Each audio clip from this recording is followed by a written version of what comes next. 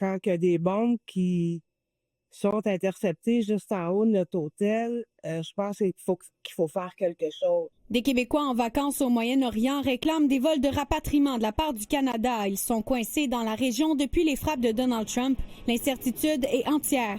Un missile qui pourrait possiblement nous tomber sur la tête. Bon, c'est pas arrivé ici, c'est pas arrivé sur des lieux résidentiels. Reste que le risque zéro n'est pas. Le trafic aérien est complètement paralysé au Moyen-Orient. Des dizaines de milliers de vols sont annulés depuis samedi parce que l'espace aérien de plusieurs pays de la région est fermé.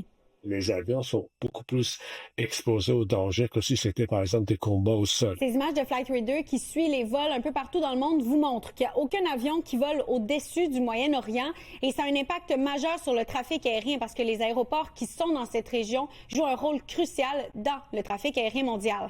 Par exemple, si on prend l'aéroport de Dubaï qui a à peu près 85 millions, 90 millions, dépendamment des années donc, de passagers, la vocation de ces aéroports-là, pour la majeure partie, c'est la correspondance. L'aéroport de Dubaï, l'un des plus importants au monde, a été touché par des frappes.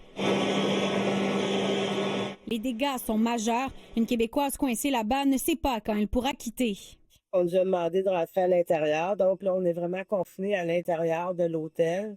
Il faut être prudent. À l'aéroport Montréal-Trudeau, les vols vers Dubaï et Doha ont été annulés. Même qu'Air Canada a suspendu l'ensemble de ses vols vers et depuis le Moyen-Orient. On est dans les possibilités de quitter. On s'est fait informer comme quoi qu'il faudrait attendre quelques jours possiblement avant que l'espace aérien qatari réouvre. Et ça, c'est quelques jours ou peut-être plus. Ça va dépendre évidemment de la situation. Plusieurs transporteurs d'Europe ont aussi annulé leurs vols et on n'a toujours aucune indication du moment où la situation va revenir à la normale. Annick Berger, TVA Nouvelles, Montréal.